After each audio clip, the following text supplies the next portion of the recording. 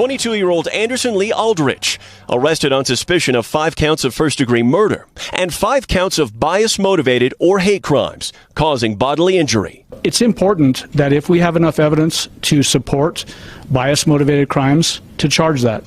It's important for this community. It was just before midnight Saturday when the packed LGBTQ hotspot turned deadly. It was rapid fire. One of the patrons had subdued him, got him to the ground, and held him down, face down, until the police had arrived. Authorities tell NBC the gunman has said little, if anything, to investigators, and that his mother, whom he lived with, is currently not cooperating. Shortly after a shooting at an LGBTQ plus nightclub in Colorado, ABC legal analyst Sunny Hostin told her co-hosts on The View what she thinks. She said, and I quote, "Jesus would be the grand marshal at the Pride Parade," end quote. She then added, quote, "I keep on wondering, if you don't want to go to a club because you don't like gay people, don't go to the club. Why do you go to shoot up the club? If you don't want to be a person married to a gay person, then just don't get married to a gay person," end quote. Now, there are so many things that I can say here, like how God's word condemns all sexual sin, including homosexuality.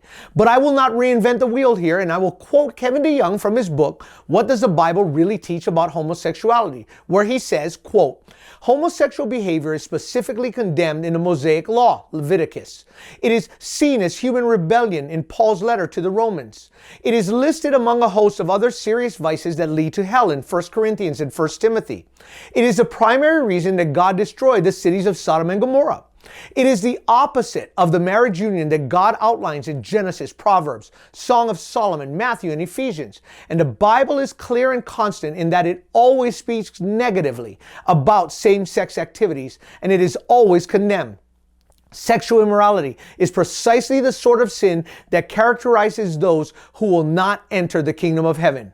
He then adds, "There are at least 8 vice lists in the New Testament: Mark 7, 21-22, Romans 1, 24-31, Romans 13, 13, 1 Corinthians 6, 9-10, Galatians 5, 19-21, Colossians 3, 5-9, 1 Timothy 1, 9-10, and Revelation 21, 8. And sexual immorality is included in every one of these. In fact, in 7 of the 8 lists, there are multiple references to sexual immorality, including impurity, sensuality, orgies, and men who practice homosexualities. And in most of the passages, some kind of sexual immorality heads the list. You would be hard-pressed to find a sin more frequently, more uniformly, and more seriously condemned in the New Testament than sexual sin," end quote.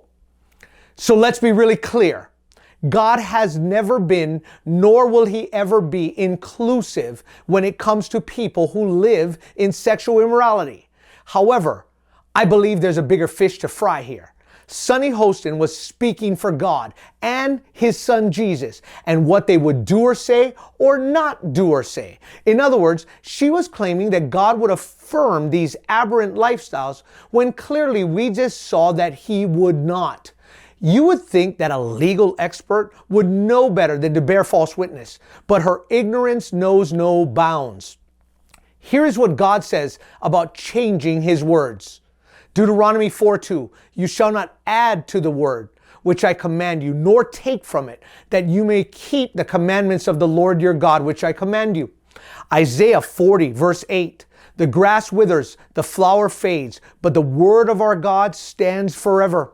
Psalm 119:89, "Forever, O Lord, your word is settled in heaven." And then Jesus said in Matthew 5:17-18, "Do not think that I came to destroy the law or the prophets, for I did not come to destroy but to fulfill. For assuredly I say to you, till heaven and earth pass away, one jot or one tittle will by no means pass from the law till it is all fulfilled."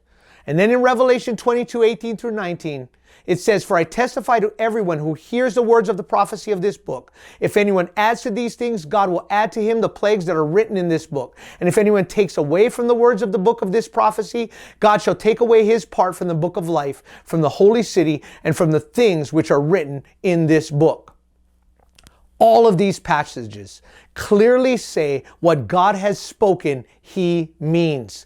Anyone who distorts, twists, misinterprets, or selectively changes what the never-changing, ever-true, all-knowing Word of God says or means will suffer the most severe consequences. So before we share what God has said or what He would do, we had better know what He said and what He will do. And the only place that this is realized is in His Word.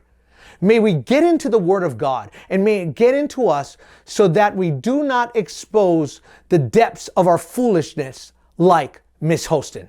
This is Frank from Reasons for Hope. Aloha.